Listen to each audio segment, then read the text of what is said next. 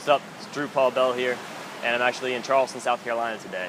And I want to talk about the idea of identity in architecture, especially in urban design and the urban scale. The urban identity of a city is made up by all the different buildings that go into it. So it's very important to consider the identity of the city while you're building that building. The identity of a city can be kind of analogous to like a branding for a company or something like that, and or personality and identity with like a human being. It is basically defined by the materials that are made into the architecture, the structure, and the typologies.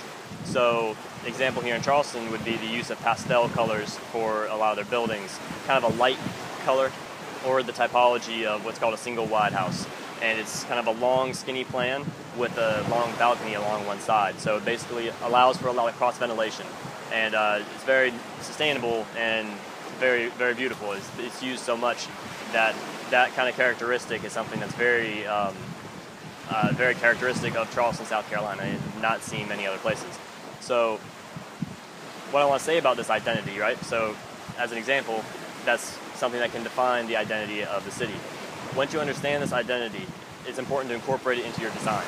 So for instance, you could recognize the identity and try to kind of pay respect to it and build it up and make sure that it's kind of preserved and maintained and that the identity is not challenged at all.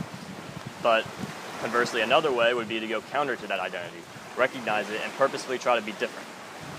For example, in an area where everything looks exactly the same, say if it's sort of a bad identity or a run-down identity, one that is very kind of mediocre or not, or too busy to whatever, you could go counter and go opposite and try to challenge that identity as sort of a political, poetic statement about the area around it.